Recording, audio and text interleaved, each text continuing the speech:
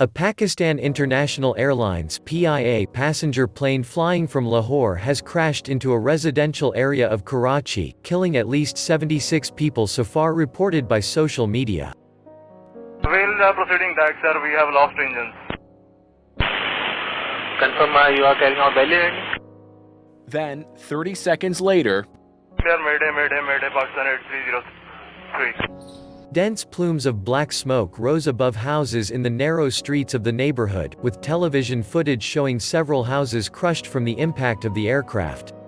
Airbus A320 passenger airliner crashed into a residential neighborhood while on approach to the airport in the southern Pakistani city of Karachi. Several people who were on the ground when the airliner crashed into houses in the densely populated model colony area of Karachi, adjacent to the city's international airport, were being treated for their injuries.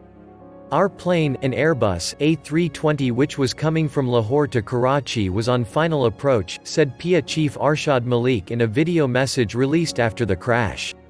The last words we heard from our pilot were that there is a technical problem and he was told on final approach that he has both runways available to him to land on. But the pilot decided that he wanted to go around. The plane then rapidly lost altitude and crashed short of the runway into the model colony neighborhood, witnesses told the local media. Parts of the plane, including the emergency exit door, were seen strewn in the streets. Purported audio of the conversation between air traffic control and a pilot for the second attempt was published by Pakistani media outlets, in which the pilot is heard saying the plane has lost engines.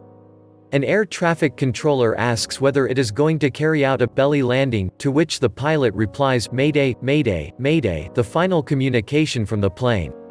The survivor, Mohammed Zubair, said there were 10 to 15 minutes between the first attempt at landing and the crash. No one was aware that the plane was about to crash, they were flying the plane in a smooth manner, he said. Investigators will try to retrieve the so-called black box recorders to help determine the cause. A committee of investigation has already been set up. PIA said the plane had joined the fleet in 2014 and passed its annual airworthiness inspection last November. Pakistan's military said it had deployed helicopters to assess the damage and help ferry the dead and wounded to the hospitals. An emergency was declared in all of the city's hospitals, already reeling from a widespread outbreak of the coronavirus, provincial health minister. Officials says, "We are doing DNA testing of the dead bodies so that they can be identified and they can be given to their families," she said. "We were already in an emergency situation due to COVID, we were already alert, and now we have put the surgical units on alert as well." In 2016, Pakistan suffered its deadliest recent air crash, when all 47 people on board a PIA Embraer ATR aircraft were killed when it crashed into a mountain en route from the northern town of Chitral to the capital Islamabad.